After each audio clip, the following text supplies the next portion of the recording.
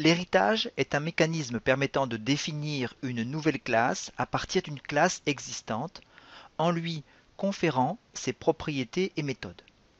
Comme ici, la classe véhicule prioritaire hérite de la classe voiture. De cette façon, les classes héritées forment une hiérarchie descendante au sommet de laquelle se situe la classe de base. Si la classe 2 hérite de la classe 1, on dit que classe 2 est une sous-classe de classe 1 et classe 1 la superclasse de classe 2. Car attention, en Java, à la différence de certains autres langages comme C++, une classe ne peut hériter que d'une seule autre classe. La mise en œuvre de l'héritage se fait à travers le mot-clé extends. Ainsi, la classe véhicule prioritaire possède tous les attributs et méthodes de la classe voiture. L'utilisation au sein de la sous-classe véhicule prioritaire des attributs et méthodes de la superclasse voiture se fait à travers le mot-clé super, comme indiqué ici. Qu'en est-il du constructeur de la sous-classe véhicule prioritaire? Comme pour les autres méthodes, il est possible de réutiliser le code du ou des constructeurs de la superclasse. Ceci se fait à l'intérieur d'un constructeur de la sous-classe véhicule prioritaire en utilisant à nouveau le mot-clé super avec en argument les arguments requis par le constructeur de la superclasse. Attention, l'appel au constructeur de la superclasse doit se faire absolument en première instruction.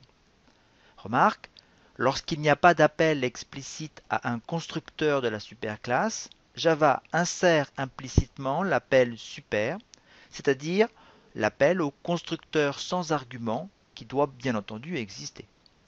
Je vous propose de passer tout de suite à l'exercice 4.1. Un mot sur la classe Object. La classe Object est la classe de plus haut niveau dans la hiérarchie d'héritage. Toute classe autre que Object possède une superclasse. Toute classe hérite donc directement ou indirectement de la classe Object. Une classe qui ne définit pas de clause extends hérite automatiquement de la classe Object. Il n'est donc pas nécessaire d'écrire explicitement extends Object. Cela implique aussi que tous les objets possèdent déjà, à leur naissance, un certain nombre d'attributs et de méthodes dérivés de la classe Object. Attention, si un attribut de la classe mère est déclaré private, cet attribut n'est pas accessible par les sous-classes. Les membres privés de la classe mère sont bien hérités par les classes filles, mais s'ils sont déclarés private dans la classe mère, ils ne seront accessibles qu'à travers les assesseurs et ou les méthodes de la classe mère qui les utilisent. Si on veut qu'un attribut ou une méthode soit invisible, on dit encapsulé pour l'extérieur, mais qu'il soit accessible par les sous-classes, il faut le déclarer protected à la place de private. Une méthode de la classe mère, y compris le constructeur, peut être implémentée différemment dans une classe fille. La méthode est dite redéfinie. Aucun signe n'indique en Java qu'une méthode est redéfinie, contrairement à C++. La redéfinition d'une méthode dans une classe fille cache la méthode d'origine de la classe mère. Je vous propose de tester cet exemple. Pour utiliser à l'intérieur de la classe fille la méthode de la classe mère et non celle qui a été implémentée dans la classe fille, on utilise à nouveau le mot-clé super suivi du nom de la méthode.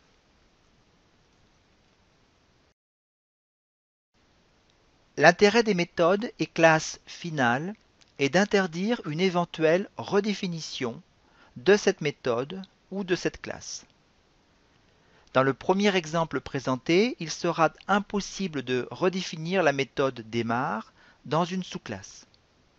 Dans le deuxième exemple présenté, il sera impossible de faire hériter une classe de la classe voiture électrique. Une classe final est une classe qui ne peut pas avoir de sous-classe.